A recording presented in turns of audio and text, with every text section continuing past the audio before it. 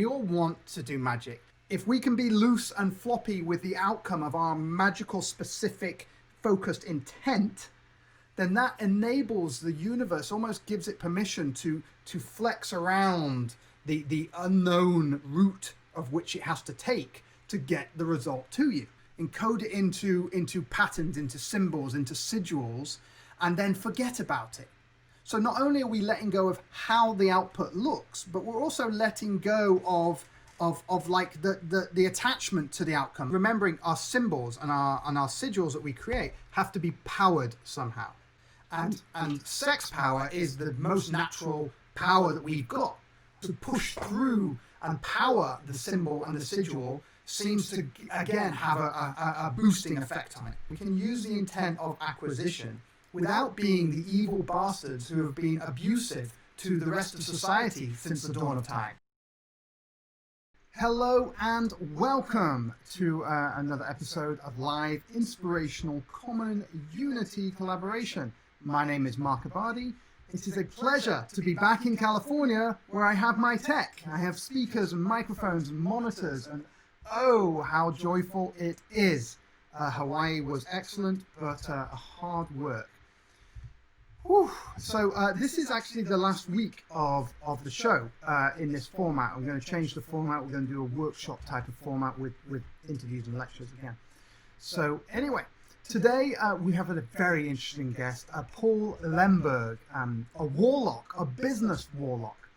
He's going to be explaining what that means and how to make business coaching and business expansion possible. Paul is a warlock business coach who helps entrepreneurs become wealthy. He's consulted with Fortune 100 companies like Cisco, Adobe, IBM, Goldman Sachs, JP Morgan, Chase, Mass Mutual, and Accenture. But his real and true passion is in helping entrepreneurs build their business of their dreams while using their business as a laboratory for personal and spiritual development. Paul's been an entrepreneur his entire life. He graduated from the University of a Fine Arts degree from New York State. And he's a member of Mensa, which he says he joined instead of going to Harvard. He's also the author of 3 books, including a bestseller, Be Unreasonable, How to Achieve Extraordinary Business Success by Standing Conventional Wisdom on Its Head. Besides his work as a business coach and rainmaker, he's an art photographer, a blues rock and roll guitarist, bass player, and practices his own brand of chaos, magic, and mysticism. You can see more at paullemberg.com. So, without further ado, let's go with my tech to Paul. Hello, Paul. Welcome. Hey, Mark Abadi. How are you? I'm so well. So happy to be back. How are things for you? How's the world?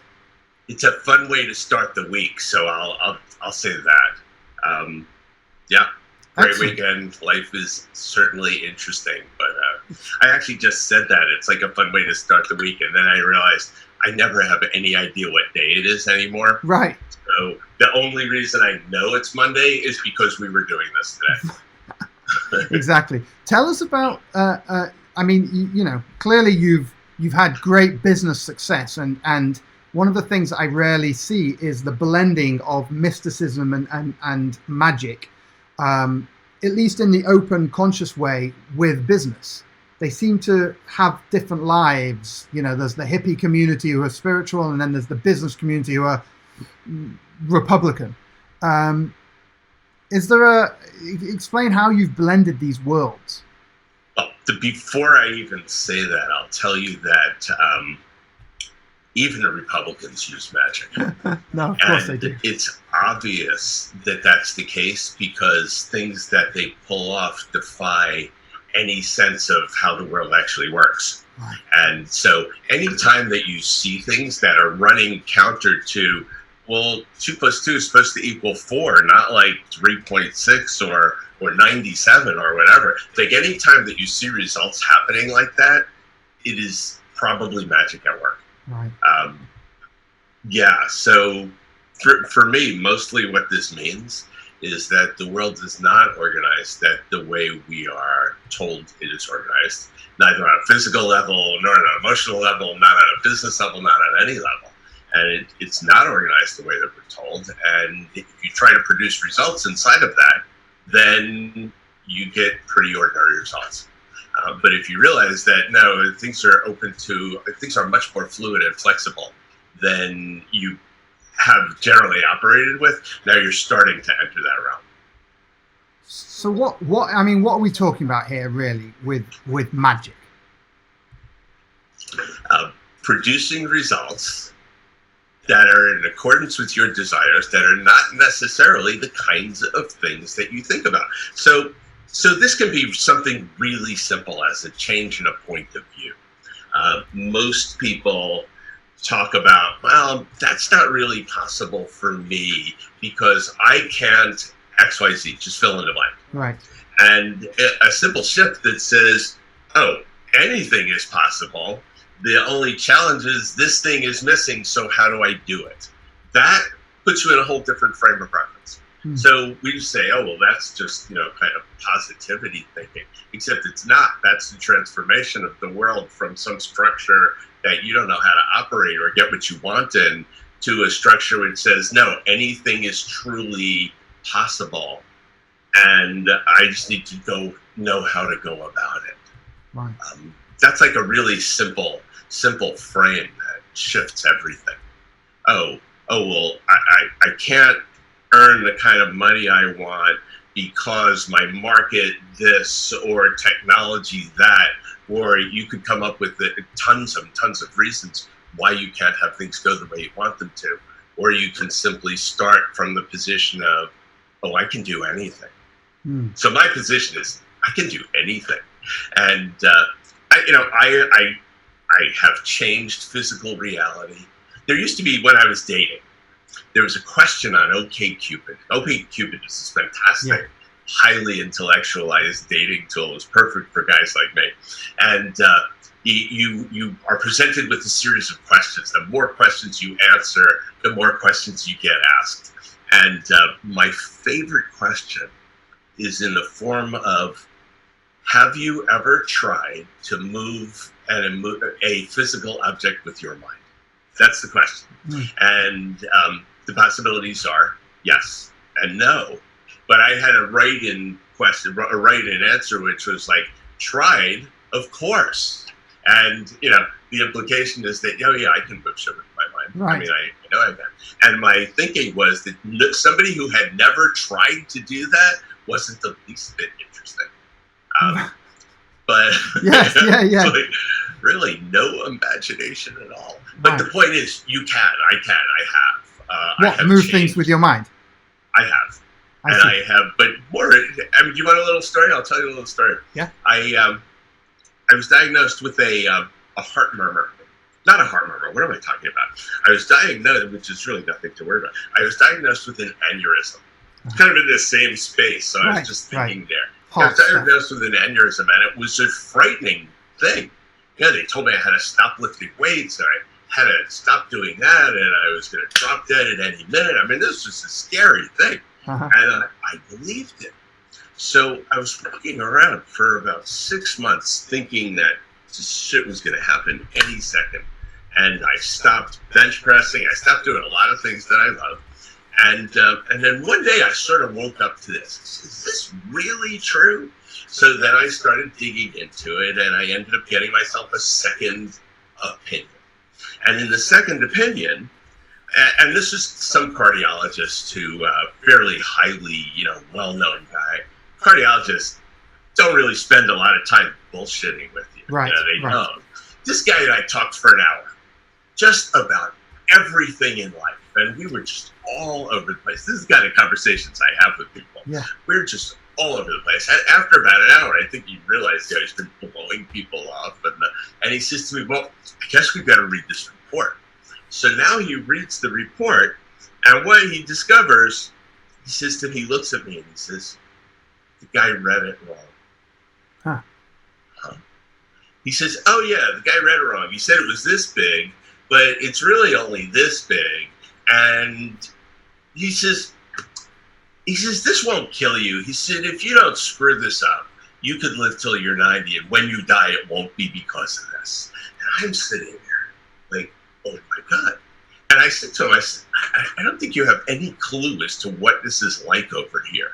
I said, I've been walking around thinking I was going to be dead any minute. And all of a sudden, you've given me a new lease on life. And, and it was this great moment.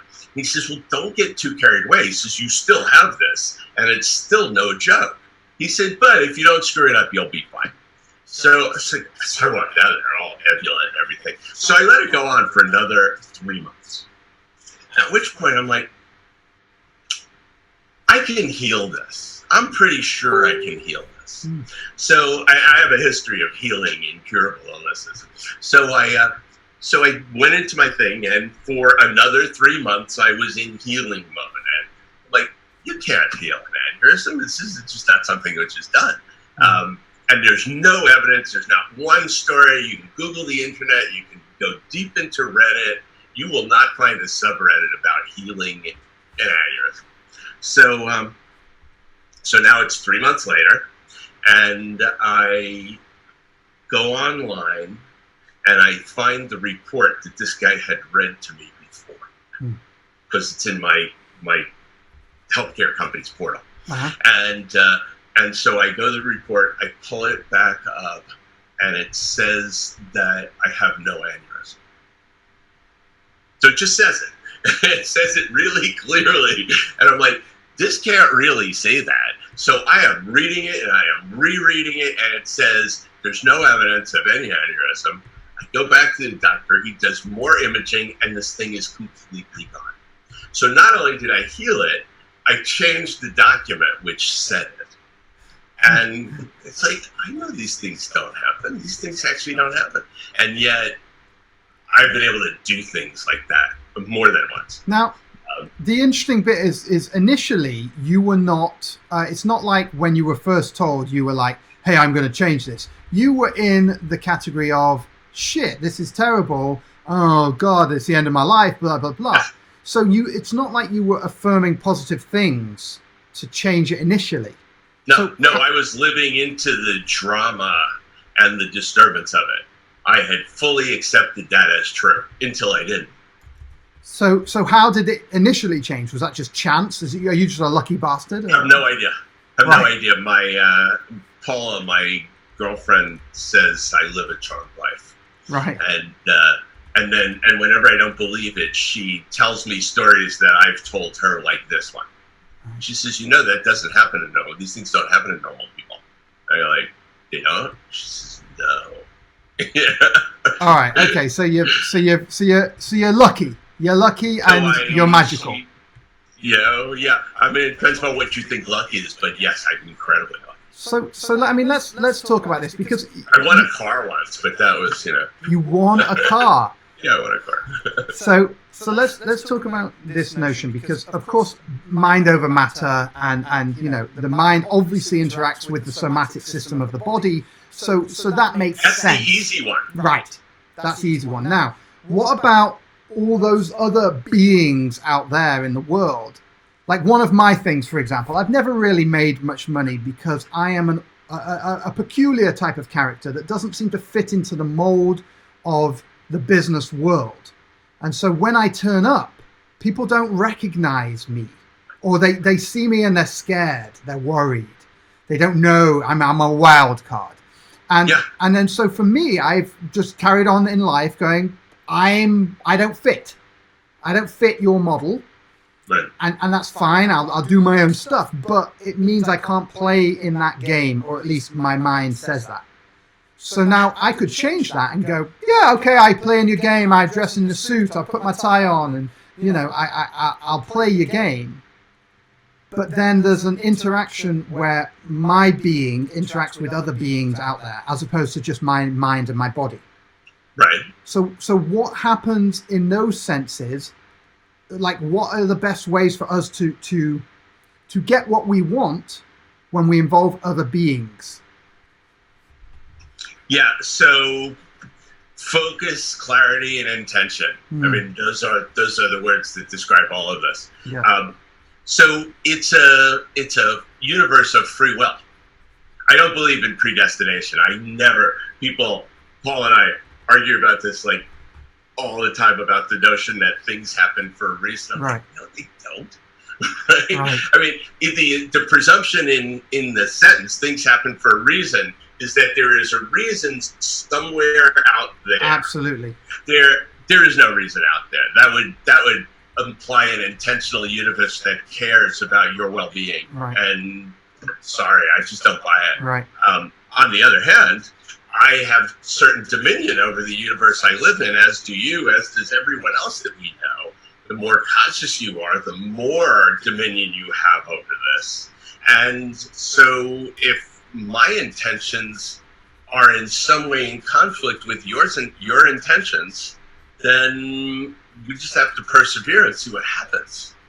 But I know that if you and I are intending different things, and I am completely focused and intentional, and you intend something different, but you're not so focused and you're not so intentional and you're not so deliberate, then in likelihood, the stuff I'm trying to make happen is going to happen. Right. You know, I see this as a really interesting paradox. By the way, I want to talk about free will and non-free will, because I have an interesting take on it. But just back to this point, which is part of almost the consequence of spiritual practice, as I've been exposed to it and as I've been engaged in, is the surrender to attachments to outcomes. And literally, I've spent 20 years meditating upon nothingness. Yes. And as a result, there is a part of me that realizes that everything is as it should be right now.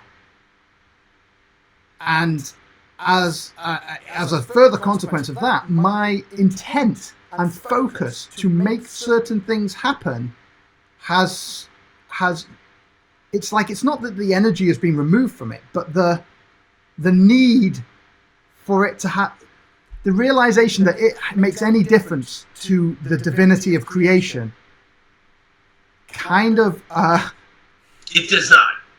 It right. doesn't. It absolutely doesn't. Exactly. But that realization, realization now has somehow disabled me. So let me give it to you differently. So what you just said is, I support everything that you just said,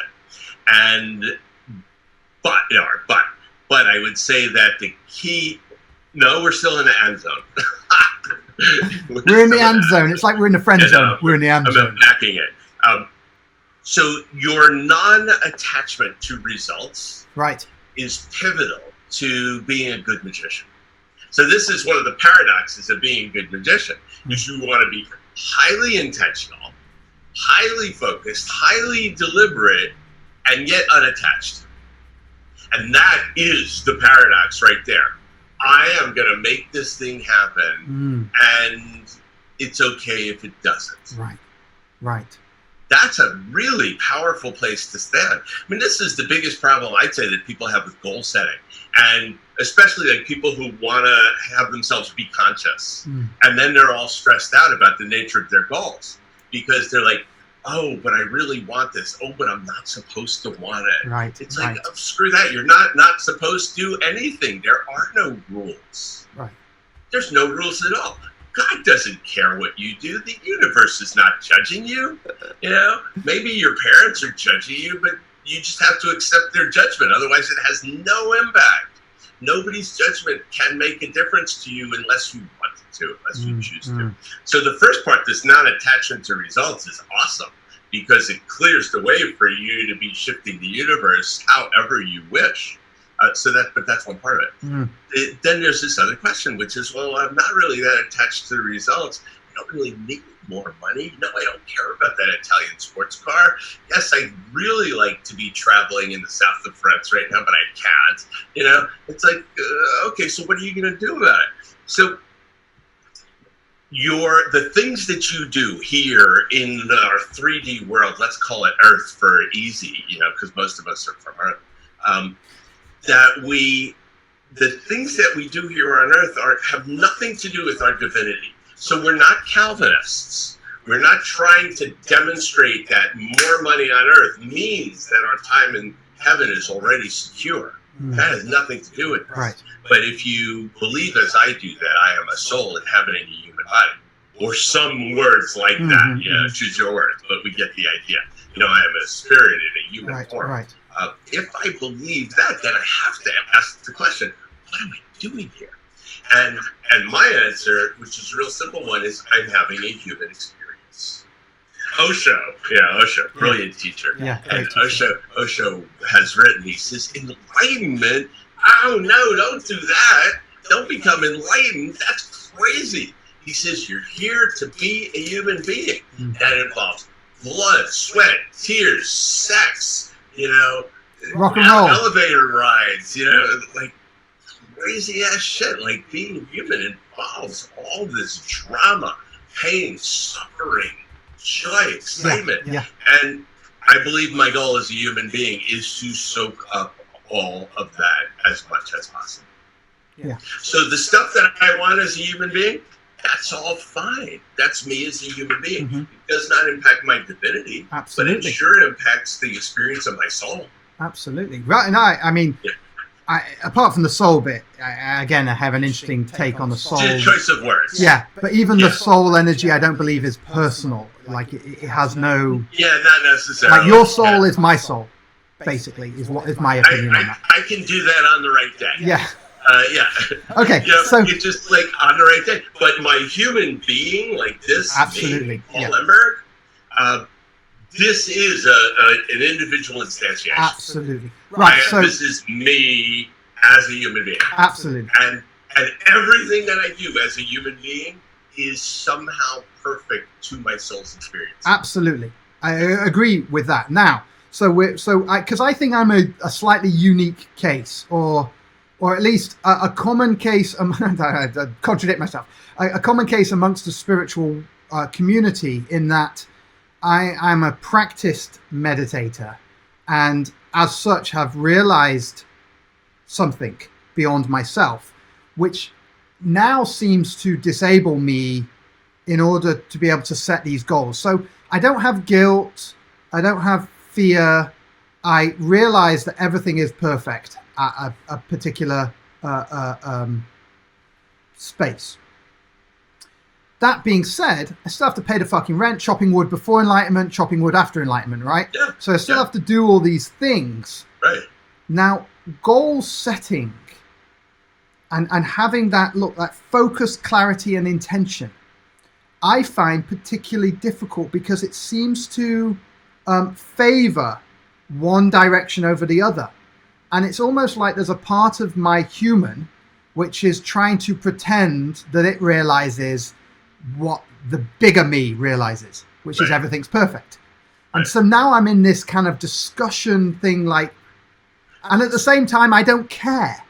Right. So how do I use this this excellent acceptance of all the future to come back to the first bit, which most people have, which is, I want this, I want that, I want this, because I don't seem to have these wants. You ever have sentences in your head that start like, it would be fun if, or, that would be a fun game, let's play that. Right. That's all we're talking about. Right. That I like that, because then it's taking out the seriousness of all these people running around doing all this serious, I've got goals, I've got things I've got to do, and I don't relate to it. I can't see that. And I think a lot of the spiritual community also have this problem of knitting spirituality with functional magic. Functional magic. Yeah, and I also think that, there's a lot of people who believe that there's something wrong with, a lot of people believe it, I believe it. There's something wrong with the way our society is. There's something wrong with the drive to acquisition and all this. But you can, we all think that as human beings, we're at the top of the animal kingdom. We're at the pyramid. We are the ace predators. we are the superior developed being. We have a soul. It's like people believe that. Maybe it's true. But if you look at like, oh, what is your survival dependent on? You know, part of this, I think part of the challenge that we, people like you and I, live inside of is, you know, Maslow's hierarchy of needs, survival's at the bottom, self-actualization is at the top, and we float somewhere in between. You know, the storyline is that we start at the bottom and we work our way up to the top. Bullshit. Yeah. No, at any day, at any moment, you're like somewhere on this thing. Right. And some days I am like, man, I am self-actualized to the nines. You know, and then other days I'm like, you know, just digging in the shit of survival. And all that acquisition stuff, this is, people have it backwards. They think all that acquisition stuff, all that attainment is up at the self-actualization part, self-actualization. I think it's mostly at the survival one. Like you're trying, all that attainment, it's all at the survival level. And it's kind of, it's driven by fear, right? It's driven by fear. I think it's driven by a desire to survive. Right. I tell my girlfriend fairly frequently, I said, you know, you've had your children already. Evolution doesn't really care about you anymore. It's like, absolutely. Evolution don't give a shit, right? Like you've done your job. You know? You've done your job, you stopped having your period. It's like, boom, evolution don't care anymore. The only one who cares about it is me. So it's like where you are on this scale. To the degree that we just stop judging the things we want. Just stop judging. What's that? Stop judging the things we want. Yeah. It's like, why would you judge the things you want? Right. You want them. Well, why do you want that? Yeah. Like, you know, I mean, there is this. Why do you want to travel to 100 countries, right? Right. Why? Like, I have no idea. I just know I do. You know, that judgment of things we want, is it a leftover from religion and all of this kind of like guilt control thing? It is a guilt and control thing that comes from every single source, right? The only religion that tells you you're supposed to acquire a lot of stuff is Calvinism. You know, the Calvinist sect of Protestant Christianity is the one that tells you the more your wealth on earth is proof that you're going to be ensconced well in heaven. Right. You know, you're going to be sitting there right next to God. But only if you have a big house with a 4x4, you know, columns and a big circular driveway. And, what? Obviously. Yeah, all of that stuff. So, but no other religion tells you that you should acquire a lot of stuff. You know, if you look at it, and religion's a good place to look, because if you look at religion, they mostly tell you that, no, you really don't need to become enlightened, give away your stuff, you know, serve the poor, show up at church and volunteer, you know, just give. But the church structures themselves, all religious structures, are all acquiring stuff at phenomenal rates. Right. And the guys who run big religions are fabulously wealthy. Right. So what does that tell you? You know, it's just a tool. Religion is a tool for domination and control, and that always has been. So I believe that is its purpose. And so all that messaging that says don't acquire, I say, hey, if you want to acquire stuff, acquire it. If you don't want to acquire it, don't acquire it. Just do what you're going to do without guilt or judgment. I don't want to say I've stopped acquiring things. In the past 30 days, I have a new electric guitar, a new amp for it, and some pedals that go with it. I mean, I've been buying guitar stuff lately. But I've given up on a lot of my acquisitionist tendencies because I just don't care about the stuff anymore. Not because I think it's bad to do it. I woke up one day, I don't know, 6 or 7 years ago. I woke up, and here's the thought, you'll laugh. I woke up and I was like, where's my jet? That was the question. It's like, where's my jet? Like, where was my private jet? Yeah? Like, where's my mansion? And then, where's my garage full of Italian sports cars.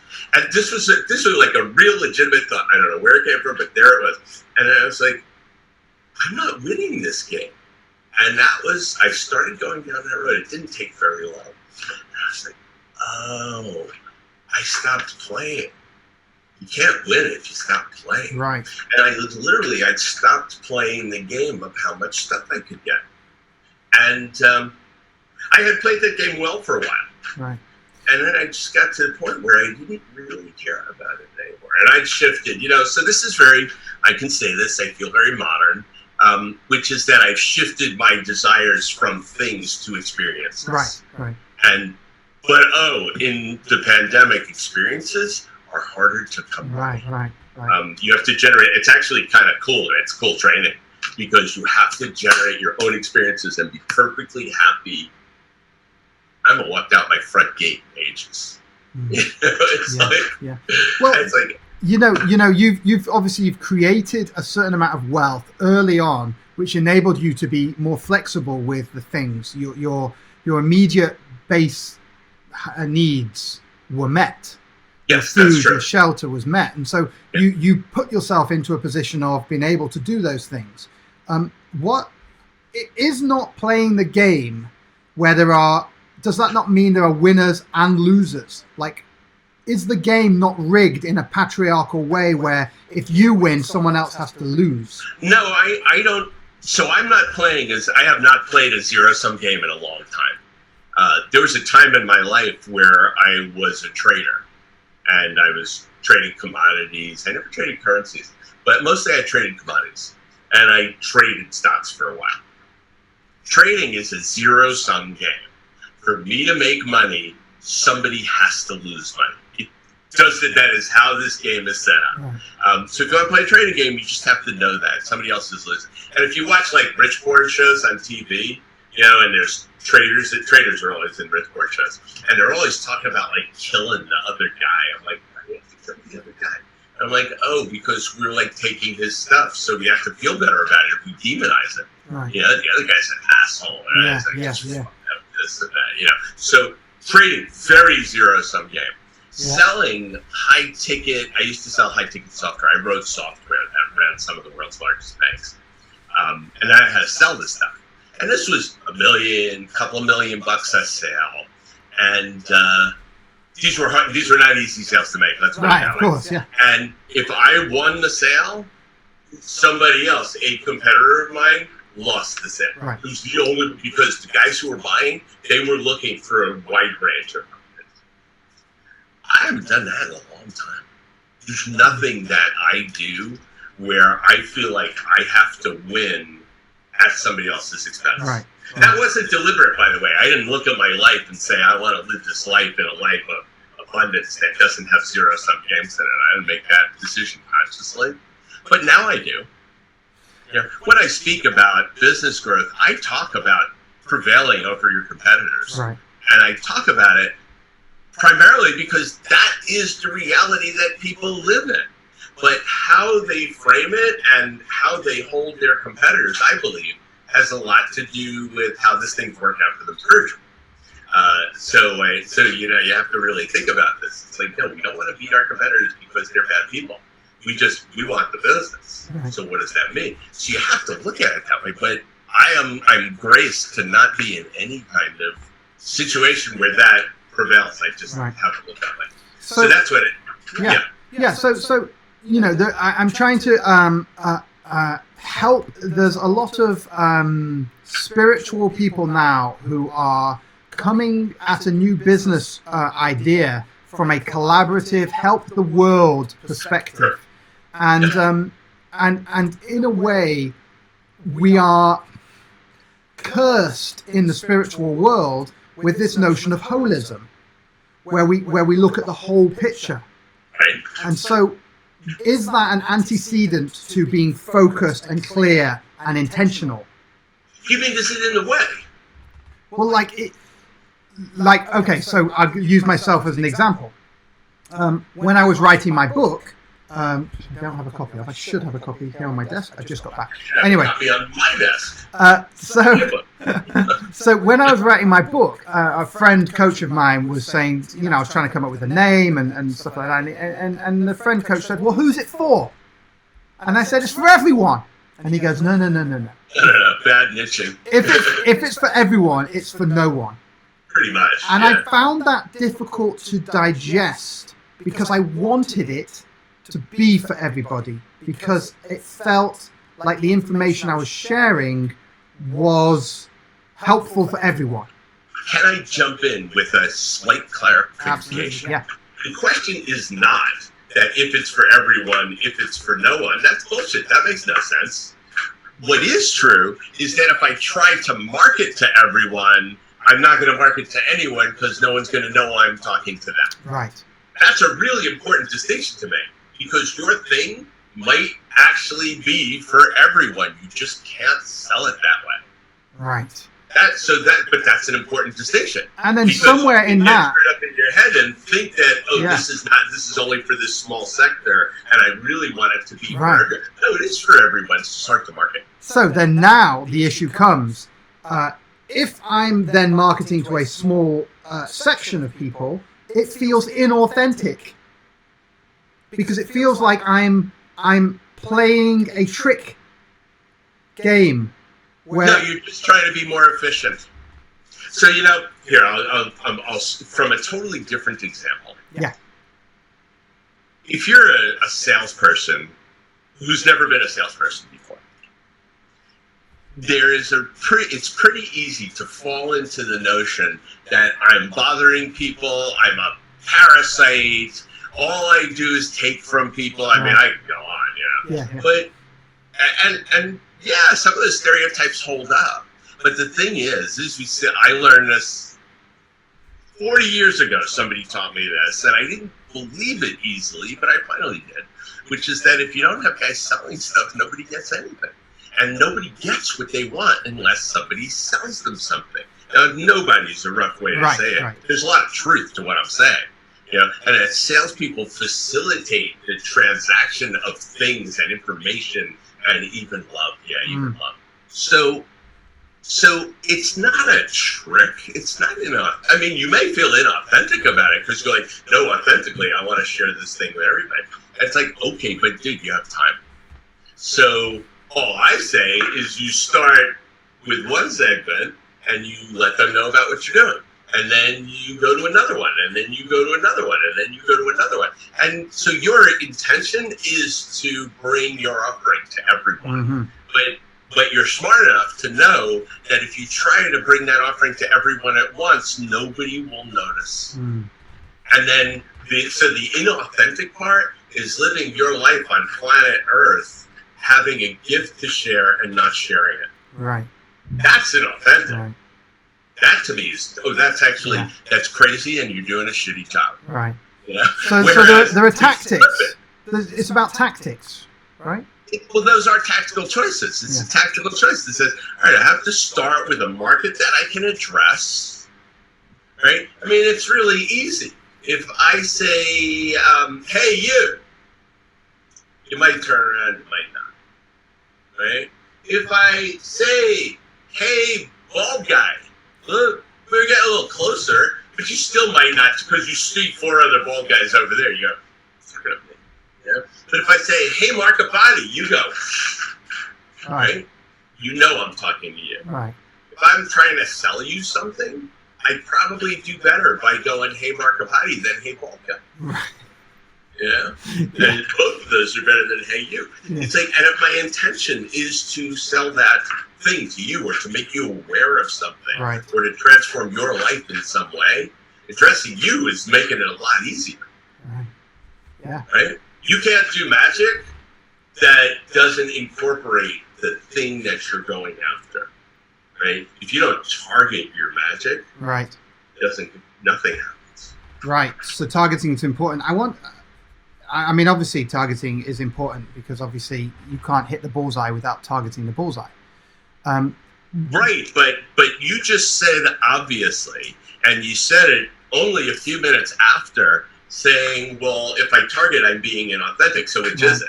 Well, there seems to be a paradox at play because, like, in the targeting a only a paradox if you believe in time. This is interesting. You take time out of it, it's not a paradox. Why? What's time got to do with the paradox bit? Sequencing is a time thing. If I say before, after, right? Before and after.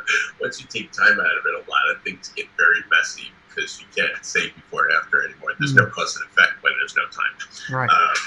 Or it's harder to demonstrate anyway. And taking the time out is a type of magic? I think if you are doing magic, you would do well to set time aside, which is a big freaking deal because it dominates our thinking. Absolutely.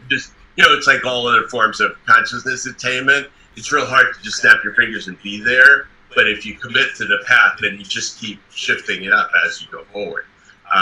So the reason I said that is that if we say your intention is to share your gifts with everyone, but you know that being a mere mortal, you have limited ability to reach out. And you also know that people's attention is such that if we could call their name, then they pay more attention. Right. And I probably do a more effective job of reaching everyone with my offer, with my gift, if I could call everyone out by name. Yes. That would probably be good. But it's a lot of work on our part. Maybe we don't want to do that. But we will call people out by their role in society or their place in society. And when they're okay, just move on to the next one. That would only be a problem for you if you think 3 down is not as good as all at once now. And I say, why not? Reach the same people anyway.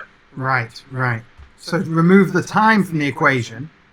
Then you can do things in chunks and you don't feel bad about it. Right. You don't feel like you're dishonoring. dishonoring. Nothing inauthentic about being effective. Right. This is the challenge that the conscious community has, is that it confuses. It confuses being deliberate with being somehow wrong. Or being manipulative. Or being manipulative. If I say, hey, Markovati, am I manipulating you? Yes, absolutely. Absolutely. If I say, hey, Markovati, close your eyes. Good. And take a really deep breath and hold it for a count of 5. And as you let it out, feel all the tension and stress and disturbance flow out of your body now. And when you feel good, just open your eyes. Did I manipulate you? Yeah. Was it good? Yeah. Yeah. It's like we manipulate each other all day long. Right. I mean, it feels like the spiritual community, and I say that the people who are aware of the systems not working for everybody, and who are outraged by that, they see the systems which have had these intentional, focused people who have controlled systems, built companies, and basically sucked all the resources out of communities and just had it in their big fat pockets. And they look at that and they go, that person had intentions and goals and focus, and they've used that to abuse everyone else. And then they kind of reject all of the way they did it, like including all the magic that they used to do it. And so they disable themselves. The spiritual community end up disabling themselves because they're rejecting everything they stand for, the other people. Yes. And I just want to take that further. Yeah. And in rejecting them, they reject their methods. Right. That's the point. Yeah. But which is stupid, because the method is not the intention. It's counterproductive for them. Right. It doesn't give them what it is they want at all. And they want to be able to use the same magic, but not with the same abusive structure that has been put into society. Right. So that's sort of the secret, isn't it? Yeah. It's all about intention. So Paul and I have this continual conversation. She does not believe in evil. In evil. I believe in evil. because in her mind she has it wired that evil, the devil, or dark forces, hell, that these things are all related, and if they're related, she doesn't believe in those two, then she can't believe in evil. I just say you have a definitional problem. I'm looking at that because through my window she's sitting out in our garden. But it's like, oh, you have a definitional problem. I said, what's evil? And then she gets all kind of tongue-tied and can't tell me. And I'm like, okay, so evil is knowing you're doing the wrong thing and doing it anyway. This is my belief. That evil is knowing you're doing the wrong thing and doing it anyway. And the beauty of being conscious, which I think is a simple thing, which is actually paying attention to what you're doing and being willing to look at it, from all aspects. The beauty of that is you can see if what you're planning is clean or not. You can see if what you're planning is this helpful or is this harmful? I know it's helpful to me, but is it helpful to the rest of the world, or is it harmful? And if you can make those kind of distinctions, then you can sort out each thing. I think the problem in the unconscious community is that they believe things there's a lack of critical thinking. There is a lack of really examining what's beneath the thoughts, and what's beneath those thoughts, and what's beneath those thoughts, and what's beneath those feelings, and what's beneath those feelings, and so on. Right. And you look and you see if your intentions are clean or not. Why am I doing this? What is my outcome? And what is a clean intention? What is a clean intention? What is a clear? What is a clean intention? Oh, a clean intention is, in my take, a clean intention is where I have looked at the unintended consequences, and as far as I can see, everything looks okay. Where that that's one part of it. And another part of it is, it's this thing, it's the Hippocratic Oath, first do no harm. I try to carry that into all of my activities to the point that I drive fast. Right. My original driving experience was as a New York City cab driver. And, way back early in my life, I spent a year as a cab driver in Manhattan. And it gives you a certain sort of driving style that never goes away. Right. Right? So I'm a fairly aggressive driver, and I'm ADD, so I love to drive fast. And, but I have a rule, and I observe it, and I think I honor it most of the time, which is that in my driving, I seek to never have a guy behind me put on his brakes because of something I did. That's it. So if the space is really small, I know I can slip in there and I can get in the slipstream, and my car goes fast, so I can get in there, but I know it's just a little close. And if I slip in there, the guy behind me is going to freak out and hit his brakes. And the guy behind him is going to freak out and hit his brakes because, and then that chain reaction starts. That's the thing I seek to avoid. Right. And it's actually, I've never thought about this before, not ever, but it's cool. That's really a metaphor for how I want to live. And I go as fast as you can without causing other people to put on their brakes.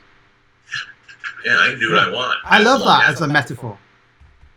Yeah. I mean, that's kind of my understanding of libertarianism is the government shall abridge no freedoms, accepting those which, if your actions are going to cause harm to some third party. Right. If my actions abridge the freedom of somebody else, I'm going to seek to avoid that. Right. Amazing. You know what I want to talk about before we're getting quite close. It's been great so far, but I want to talk about sigils. And this, I'm quite interested in Jung's take on symbolism and how we can do that. Can you tell us what's a sigil? So right off the hop, the sigils that I talk about do not have any cultural, spiritual, whatever symbolism, none. So there's nothing tied into archetypes or deep race memory, none of that. The sigils that I talk about, so a sigil, at least not on purpose, anyway. At least not on purpose, Right. and who knows what's going on in the background. Right, Yeah. of the subconscious, yeah. I'm not that aware. Right. So, but it's like, so the idea of a sigil, when you're doing magic, you're casting a spell, you're enchanting or conjuring for something. Right. When you're conjuring for something, the energy that provides that will go wherever your mind directs it. So, one of the challenges is, how do I get the energy into the spell, right? How do I get energy for my conjuring, right, without it being taken offline, distracted, or whatever, but whatever my conscious mind is doing at that moment. Now, you might think, well, okay, if my mind is consciously focused on my intention in the spell, that's going to be the best thing, except it's not. For reasons I can't explain, because I'm not a magical theorist. I just know how to do the magic. Mm-hmm. And it's like that conscious focus on this is going to happen, this is going to happen, this is going to happen, is not what works. What works is to have developed that deliberate intent and drive it deep into your subconscious and to take your conscious mind out of the loop as you're doing your spell work.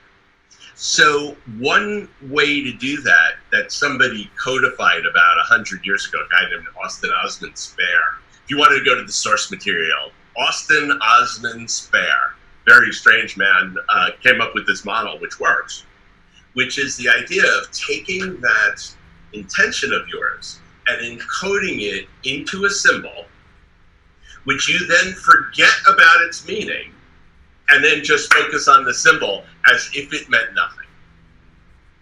It's a model. I don't know why it works, but it works. And so how much encoding, and this is just any symbol that you want to draw while you're holding the intent of your focused, deliberate intention, right? Right, and then holding on, and then using that symbol in your spell work. Right, but how do you encode the symbol? And it's just anything? So it can be anything? I have two different ways of doing it, but Spare's method, which he's taught most people, if you read a magic book, you'll read this method, which is, it's just like you write out your intention, and then you cross out all the vowels, and then you cross out all the duplicate letters, and then you munge the letters you have into a symbol that you like. That's kind of it. That work, and I use this method, and you can make them as I mean, if you're artistic, you can make them beautiful. Right. If you're not artistic, who gives a fuck? They are what they are. You know, their intent is not as art. Their intent is as encoding. Okay, and then how long do you need to spend? Or you can just draw them. And sometimes lately I just draw them. Right. Lately I sit down, I know what my intention is, I draw the symbol, and boom, there they are. And so how important is it to get the sentence specific and like... Here's what's important. What's important is having an intention which is definitive and you understand. And it has to be very focused, the intention? Well, so just like you're marketing to the world, an unfocused intention will give you unfocused results, and possibly none at all. Right? Like magic is a tenuous thing. And if it's unfocused, it just kind of floats out in the air and doesn't do much. It might change the feeling of a thing, right? But it's not really going to like, bam! Right. It doesn't, like, you need some power to change reality. So the point of having a clear intention is to focus, you know, and to drive it into that. You know, it's like laser beams versus sunlight. Right. Or sunlight stilettos. Powerful. Warms the whole world. You know, really hard to boil water with. Yeah. Laser, you can boil water with that. You do it, right? Yeah. So it's that difference. Okay, and then having that focused clarity of intent. Like, I mean, we're talking, let's say somebody, you know, wants more money. Should they be focusing on, okay, I want $10,000 in my bank account every month, or should they be focusing upon the action that's going to get them more money? So really good question. The magic doesn't necessarily work the way you want it to. That's really important to keep in mind. So your desire to tell it to follow your A, B, C, D, E, F is likely to have you out on your ass somewhere in circumstances you really didn't want. because that could just happen, right? So yes, much better to say, I want an income of $10,000 a month, ASAP, and then let the magic do its thing. You may stipulate what you don't want. You may stipulate a like I might say, I want an additional $10,000 a month in my bank account that I don't have to do anything on a time per money basis. Right. Okay, so you can add a something you don't want to the end of something you want. But should we always be focusing as much as possible on the things like upward, forward, positive, the things we want rather than what we don't want? No, if you're actually looking to take someone out of your life, right, you could do that. Right. I wish Mary Sue would leave me alone forever. Okay, great. So then you've got this specific intent. You've drawn. By the way, that's easy. Right. You've drawn your sigil. I'm going to give you something. This is useful. Yeah. The next time you're on an airplane, and hopefully it'll be sooner than later, and you got the aisle seat, the middle seat is empty, but there's a lot of people coming on the plane. Yeah. Try this the next time. Put a bubble around the middle seat so that nobody can see it. Yeah. Like, literally, I've done this. This can work. I do it every time I'm on the flight. Full flight, who cares? Yeah. They can't see the seat next to you. And nobody sits there. Yeah. They'll close the plane up with that seat empty. Yeah. So it's like, yeah, that works. I mean, that's taking something away. Right. And then just quickly, once you've got your specific intent, you've drawn your sigil, your image. How long do you focus on it? How long do you keep it kind of connected before you forget it? So your job, once you create a sigil, you need to charge the sigil with energy, right? Okay. And there's many. I mean, there's so many ways to do that, but I'll tell you the simplest one. Yeah. And it's the thing that everybody likes to talk about, which is sex magic. Right. And what sex magic is it doesn't require a sigil, and there's certainly other things you could do, but the sigil is, in today's day and age, anything you read about sex magic will bring the sigils into it because it's perfect. I draw them on my girlfriend's head. Like, you take some mascara, don't do it with Sharpie. Do it. My son did that once. My son once came home with this big freaking Z on his face that took 2 weeks to get off because he did it with a Sharpie, and you can't get Sharpie off of a young boy's skin. Right. But mascara is good because it comes right off. And you just draw the sigil right there.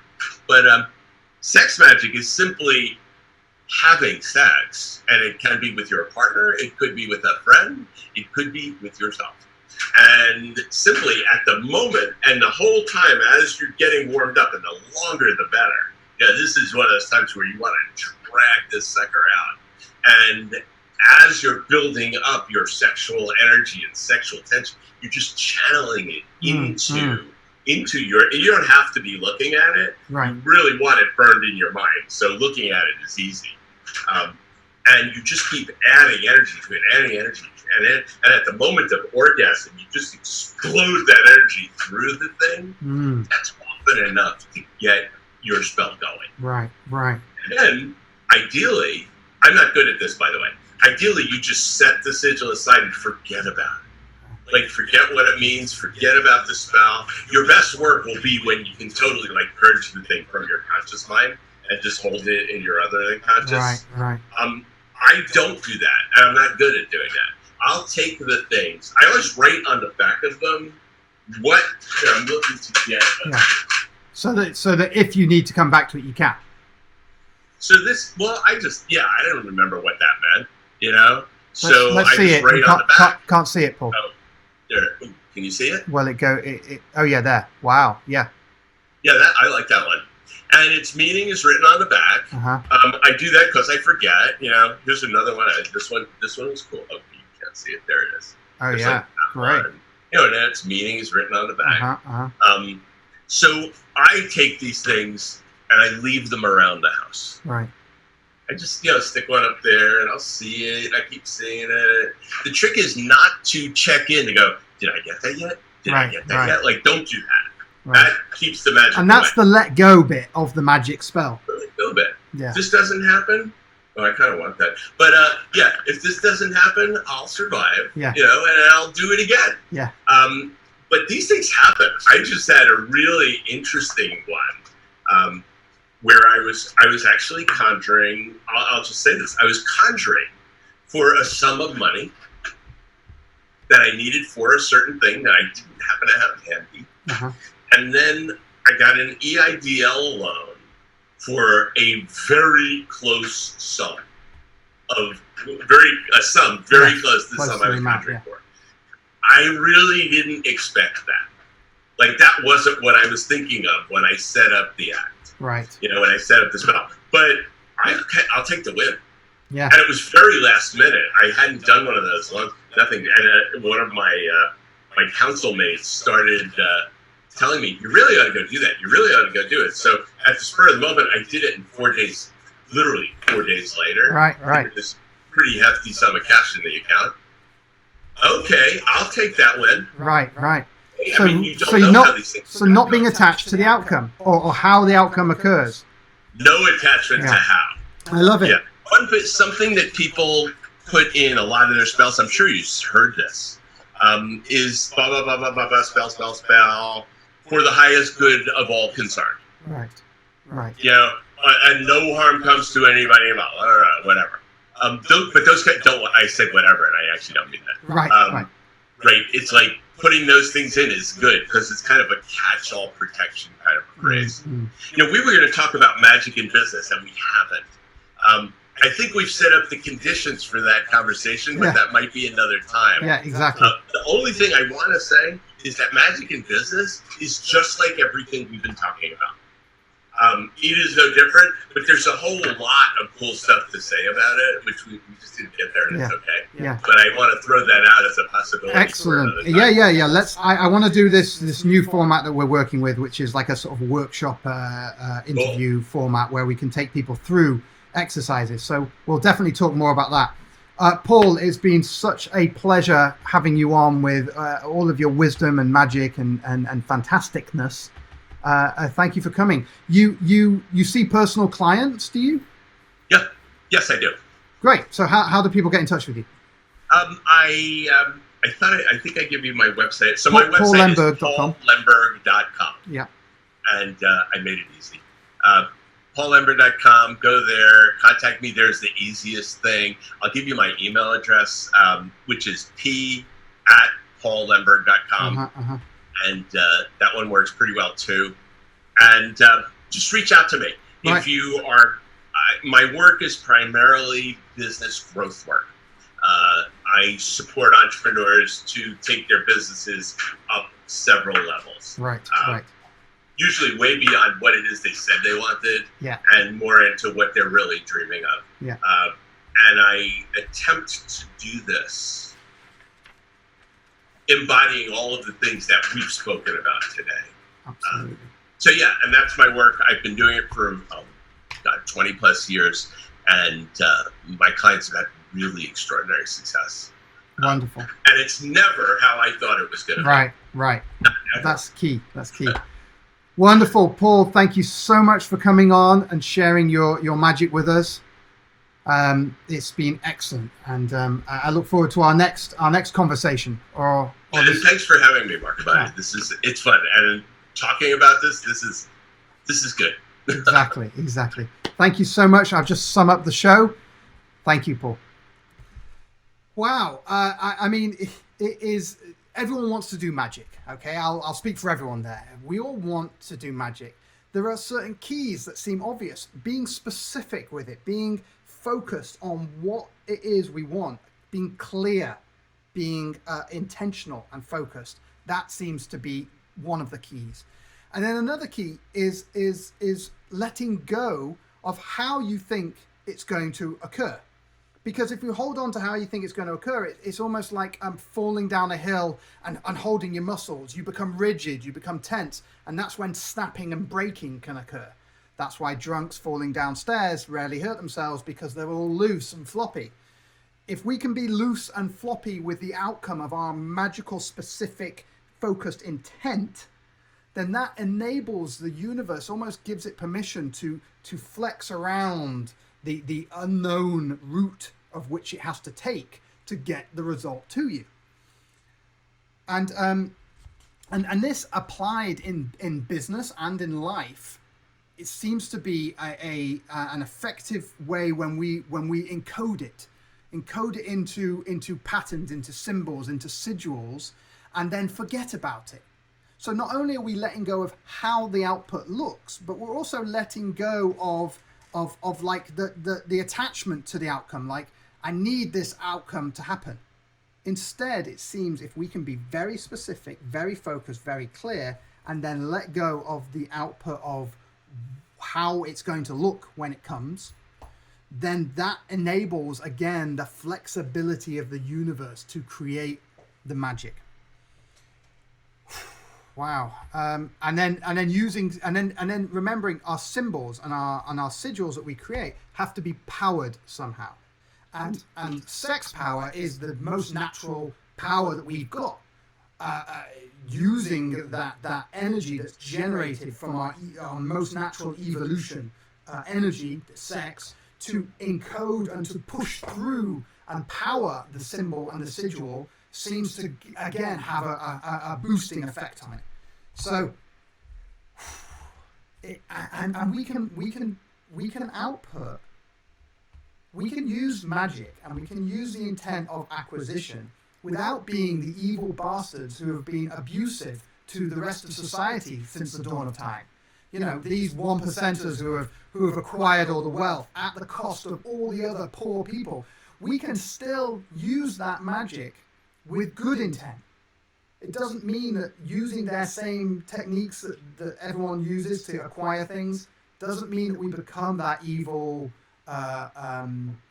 abusive approach that we might be rebelling against. So being aware, I'm definitely aware of my own power, and I'm aware of the potential misuse of such a power. So I've, in a way, been cutting off my own power as I go through life, because I don't want to become the big evil bastards. And somehow I've connected the two. And I think a lot of people in the spiritual world have connected the two, and they come together.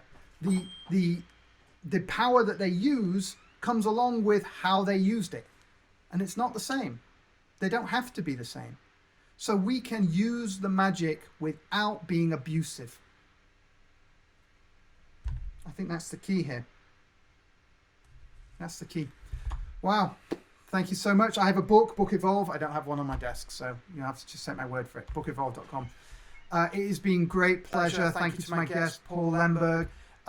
Please do reach out to him if you've got any business-focused evolution you want to take. Until tomorrow, we've got some great guests this week. This week is the last week of this format. We've got Joshua Fouts tomorrow, who is one of the founders of Bioneers Conference. Then we've got Creature on Wednesday, Haji on Thursday, and Friday I am taking my oath to be a US citizen. So no show on Friday. It's such a pleasure. Thank you so much. Please like and share. It's all about the shares.